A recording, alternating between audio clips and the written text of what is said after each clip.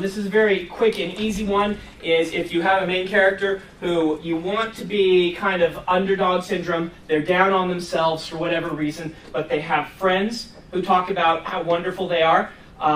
You can establish a humble character who's also likable because they have friends who like them. A good example of this, there's lots of them around, but this is why we have sidekicks so often for one reason. We talk, Sherlock Holmes and Watson. Sherlock Holmes is a very off-putting character. Depending on the adaptation, he goes borderline sociopathic. But by putting into the book the stories Watson, who likes him and who is his friend, it makes us more affectionate and fond of him. Instead of looking at him as this insane person, we look at him as kind of our quirky friend because he's Watson's quirky friend. And so Watson does a lot of heavy lifting in the Sherlock Holmes stories because he does that. He provides a good means for explanation, and he provides a foil for Sherlock Holmes in a lot of ways. And so he's kind of basically anytime you're going to see like the duo, you're going to see someone fulfilling the Watson role where one of them's going to be quirky, but the other one likes them anyway, and they like each other. It's going to make you like both characters.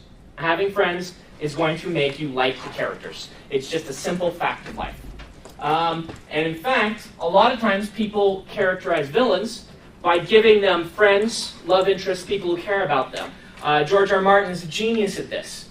Characters are evil, awful people, and yet sometimes you really like them simply because of the interaction he shows them going through with people who actually do like them. And you say, oh, if this were my brother, I could see why you would be affectionate toward this person even though they're awful. Suddenly this is a character rather than just a cackling villain. So, just some basic means of making your characters sympathetic. It's one of the main things you should, in most cases, be trying to do. I forgot quirks, which are kind of like that. Okay, so there you go. Oh, proactivity. Proactivity is a problem.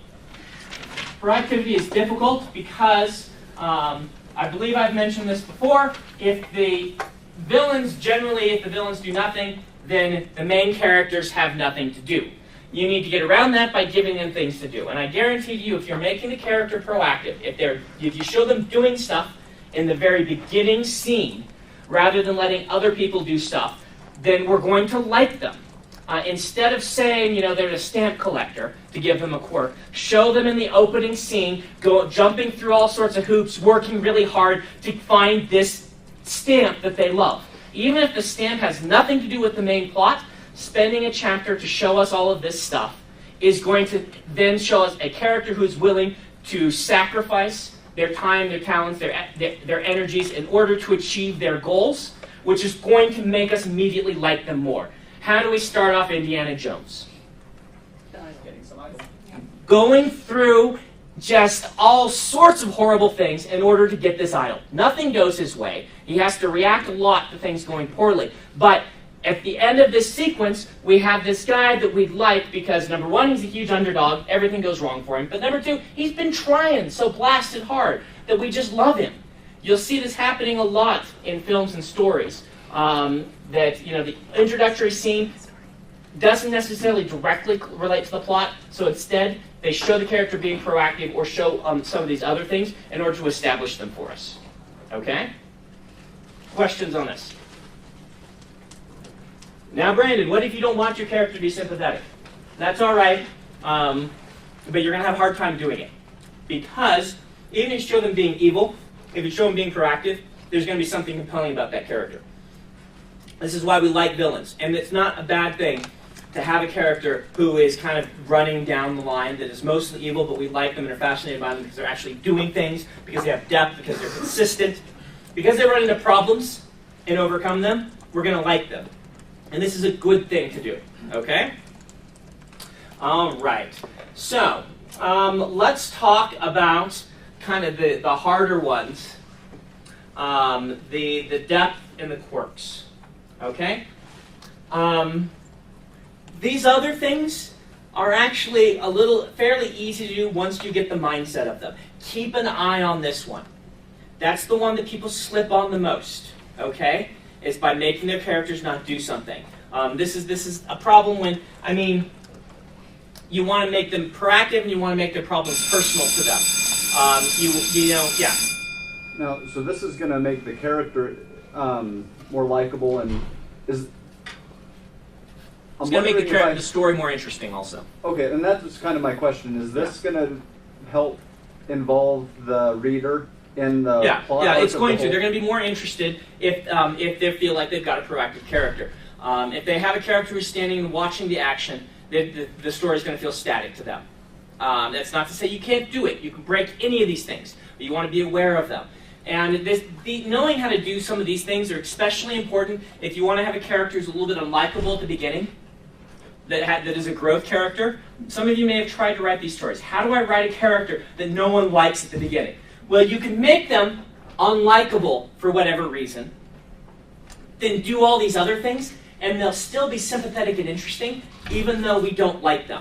A great example of this, the person who's best at doing this, I think, if you haven't read Name of the Wind, I've mentioned before. I don't really like Quoth, the main character.